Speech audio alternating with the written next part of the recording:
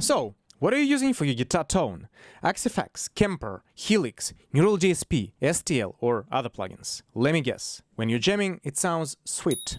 But hit record and try to mix these guitars in, and it all falls apart into the mud zone. I will help you today by demonstrating an optimal chain of plugins that will make your digital amp sound thick and cut through the mix. Let's jump into Reaper and grab some XFX2 tones. I will show you how you go from this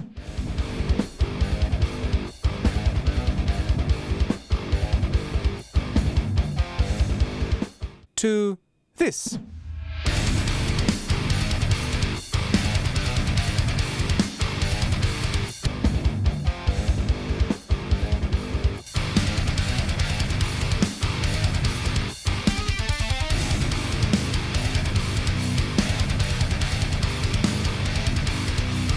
Bit huge?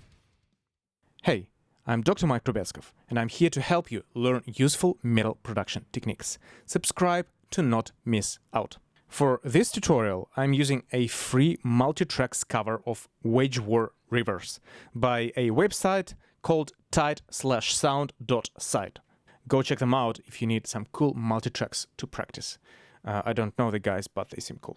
On YouTube, producers show you which plugins they use and the final awesome result, but some fail to fill in the gaps on why and how they use such. Let's look at my chain, and I will explain you exactly the reasons behind the sequence of the plugin chain and what each EQ, compressor, saturation and others do to the signal. Here's the sequence of plugins that you may use to get an awesome guitar tone. You start off by using an EQ on single guitar tracks to clean this up. For low tunings, you may compress the individual guitar tracks for extra tightness. On guitar bass, use multiband compression to tame the dynamic low and down if required. Follow up with a dynamic EQ to clean up any resonances or frequency buildup for the guitars to cut through the mix. Compress the guitars for flavor if you wish to have that sound.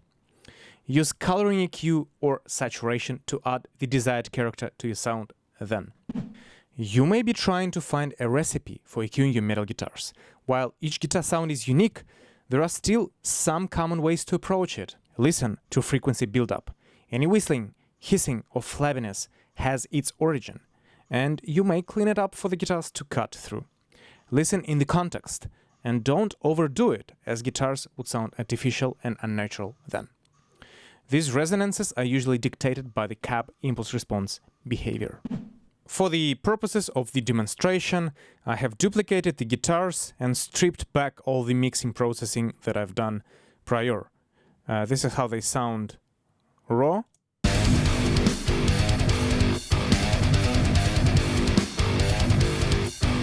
And this is how they sound with the processing.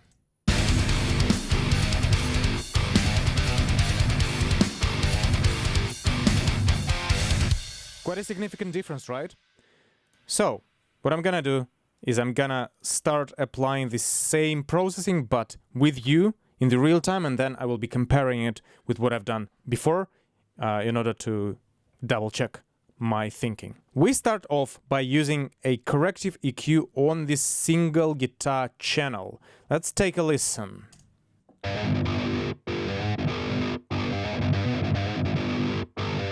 So before using an EQ, we listen and identify what are the main issues that we're hearing. To me, it sounds really flubby and muddy in the low mids, so I'm gonna fix that right now. Here.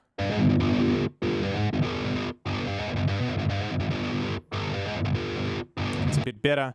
Then the low end itself, I'm gonna use a wide dynamic EQ to tame it down.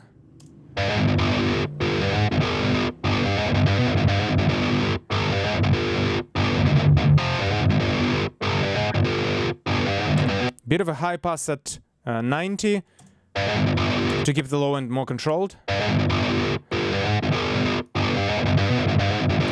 Now I don't like something around here.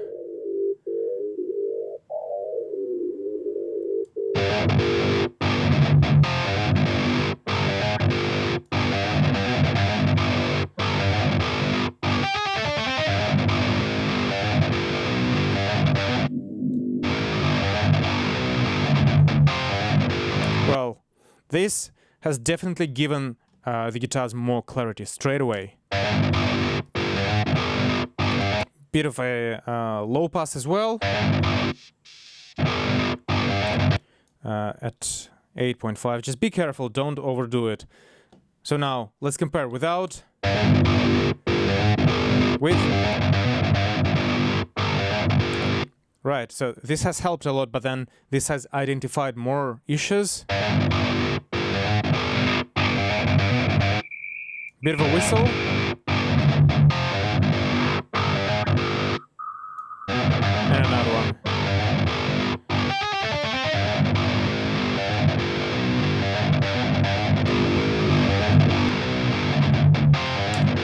This has definitely helped. Now if we take a look at the initial curve, yeah, you can see it's quite similar, but not exactly. So let's see. Yep. I'll move it around a little. Yeah, that's actually better.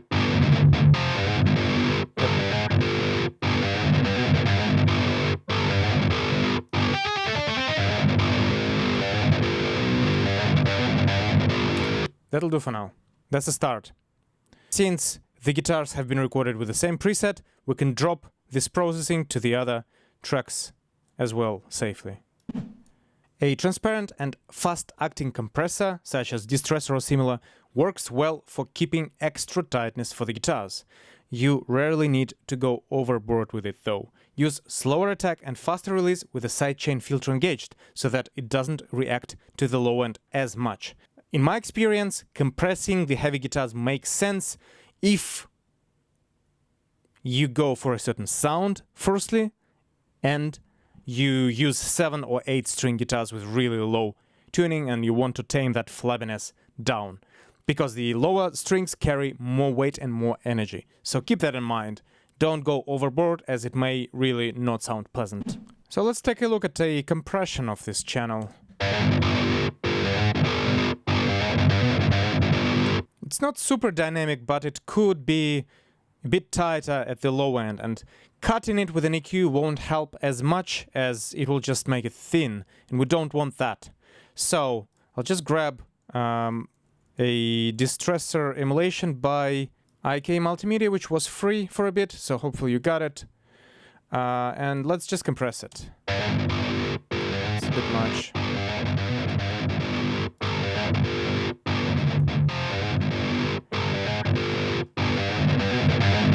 See how the compressor was reacting to the low end drastically, but as I introduced high pass filter for the sidechain detection, it became much more manageable.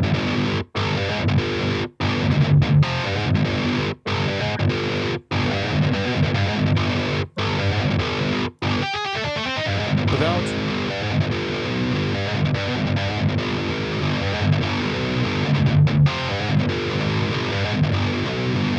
Not bad, not bad. My previous settings as well. Here. Very similar, you can see. Same deal. Exactly the same, basically. Yep. So just don't go overboard with it, as otherwise it will kill all the dynamics and won't shape it for you. A couple of decibels is fine. Yeah, a couple of decibels make a fair bit of a difference, for sure. Even though digital processing is often less dynamic on its own, when you stack 2 guitars, or 4 if you're quad tracking, onto a bus, low frequencies build up once again, just because of the nature how the channels interact with each other. This majorly depends on guitar parts that you're performing though. Normally, chugs have the most of low-end build-up, whereas faster parts are smoother. To make the whole guitar track more consistent, use multiband compression with quite a fast and aggressive attack and release in order to tame those low-end chugs down. Let's get onto it and have a look. Okay, so we go onto the bus now, unmute all the 4 of the guitars.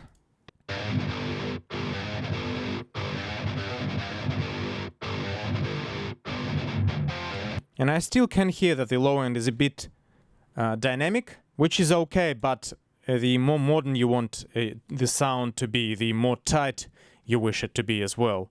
Therefore, this has to be more controlled.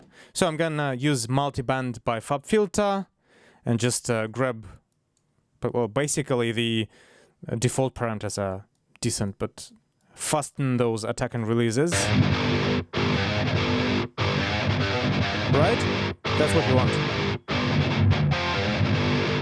Nice and clean. Nice and clean. Without...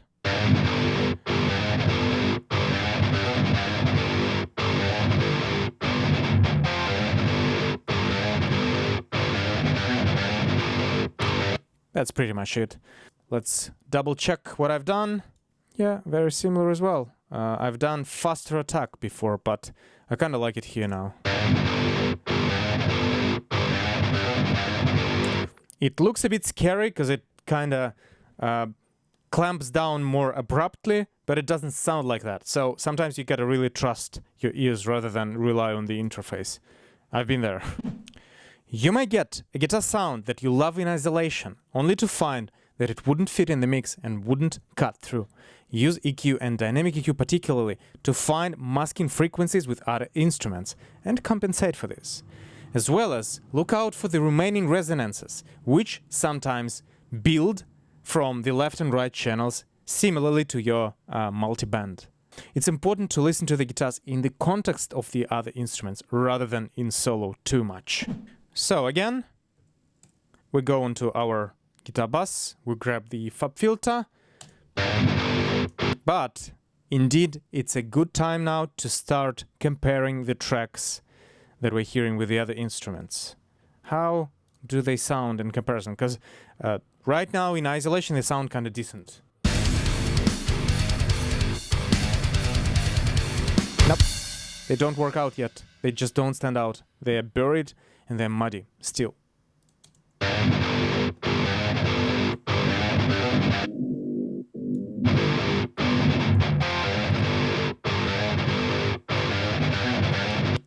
The low mids are problematic. And now, let me listen to the resonances. I'll make it louder here.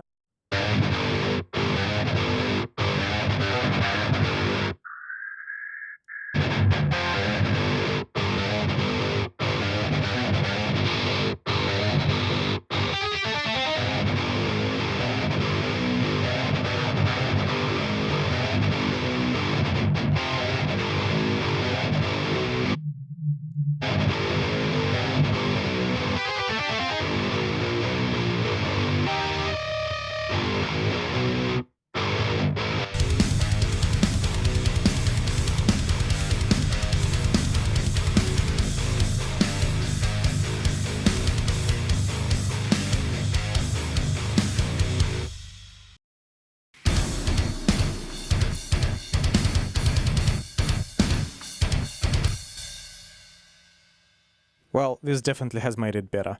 And so I did listen in solo because some of the frequencies weren't clear otherwise. And then I listened in the context and I made sure that the whistling frequency isn't there anymore. And there were a few, as you can see. Let's consult with the previous processing as well. And it is a bit different. No, it's actually quite similar. It's pretty much the same. 1.6 resonance, 1.589, which is same frequency. Yep. You can see that it's actually really similar. A bit of a tale on compressing metal guitars. If you ever wondered why is it so difficult to achieve a great sounding digital metal guitar, particularly with XFX or Kemper, you may want to understand the key difference between digital modeling and the behavior of a real amp. From my experience, digital tones are usually less dynamic than real amps. Using real amps requires taming the dynamics down, particularly in the low and low-mid frequencies, to not allow their build-up and make guitars not sound flabby. For that reason, many of us use tube screamers or similar boosts, or a lot of aggressive cutting, similar to what I showed before. As digital sound often lacks dynamics, although the most recent guitar plugins have become ages better at this, Carving dynamics artificially with compression and manipulating its envelope may help to make digital guitars sound bigger. However, we need to assess our sound before making this decision. Why should you use compression after the surgical EQ though? And what is the right order for compression and EQ on the chain? I use compression after the EQ for the following reason. Compression would amplify and enhance the tones that you already have. Therefore, if you have a remaining buildup of muddy frequencies or piercing frequencies, it would only make the sound worse and amplify those problems after compression. So, sculpt the sound before compression to smash it nicely. So, for compressing the guitar bass, it's really a matter of taste. I prefer the SSL compressor, probably the simplest way to do it. Slowest attack 30, fastest release 2:1, sidechain to 80-ish, so that it doesn't react to the low end once again. It will just sound more transparent.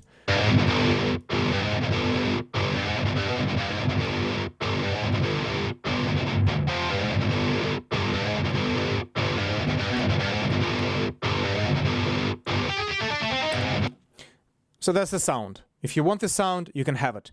I feel like sometimes it makes the guitars a bit too choked to my taste, but that's the taste, and sometimes I do go for it. In this instance, I kind of prefer to not compress. But before we commit to a decision, let's listen to it in the mix. Firstly, without.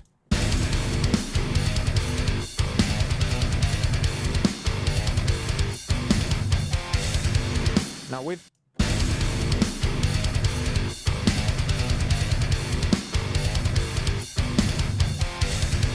It's a tone. It's really up to you as a band, as a musician, what sort of tone you're after. I may blend at 50% here. The next step is the final step, and it is kind of experimental. That's where your creativity comes in terms of realizing your guitar sound. Use coloring EQ of your liking to add character. Use tape saturation to add character. Use compression to shape dynamics, as previously discussed. Use clippers to make guitars saturate in a certain way. Use reverb, a very small amount, to make the guitars a little wider. So let's go for a typical channel EQ, which is a SSL E-strip, obviously. Works wonders in this instance. In the mix.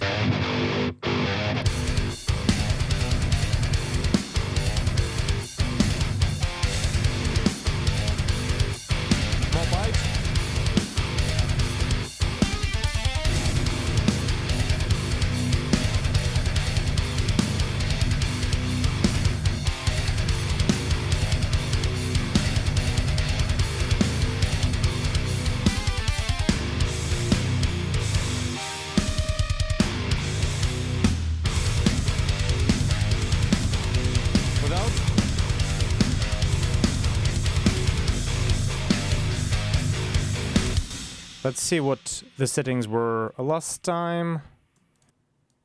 Yeah, really similar. This is consistent.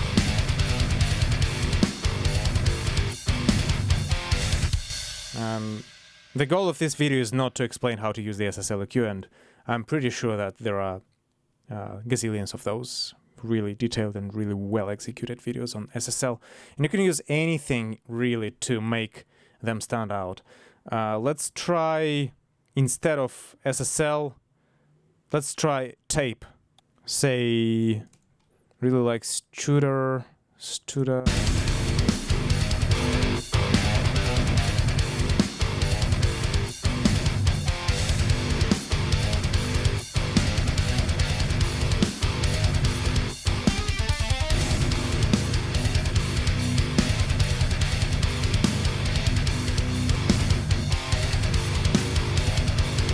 See how the tone is different, but both with the tape and with EQ, you can push the guitars up and forward in the mix.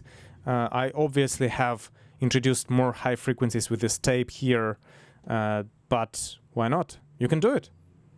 Let's try some clipping. This one's weird.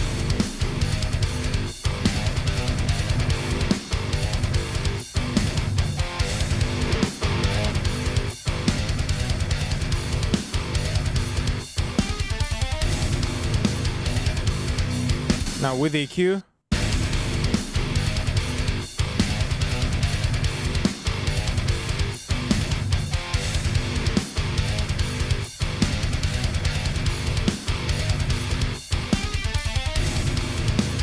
see, it just adds some color.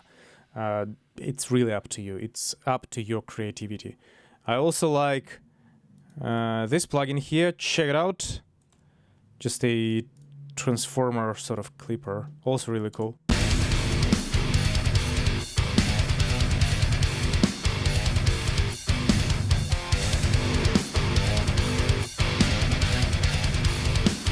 Too much.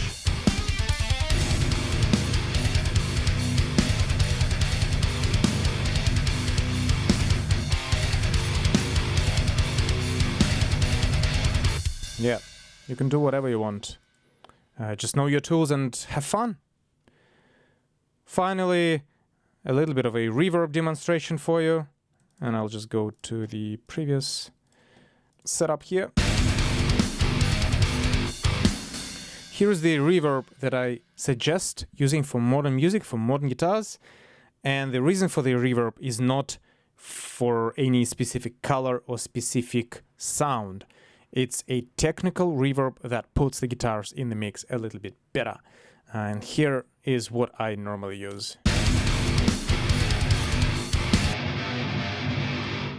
It's a short, small wooden room, similar to how a guitar cab sits in a good, nice wooden room in a studio. And then the amount of blend is super low. So this is dry.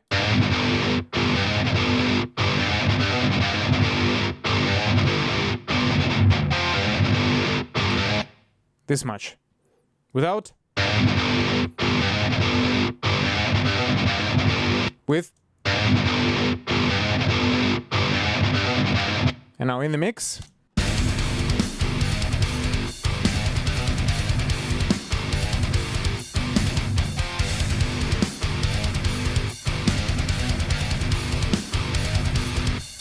So it simply adds a little bit extra depth and a little bit of extra weight to those guitars without blurring them.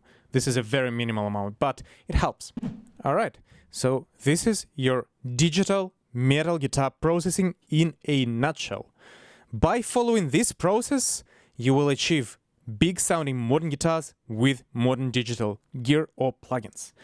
I hope that you find this helpful and that my explanation has been useful and transparent to you. If you have any questions, hit me up in comments. I'm always available to chat. And until next time, take care.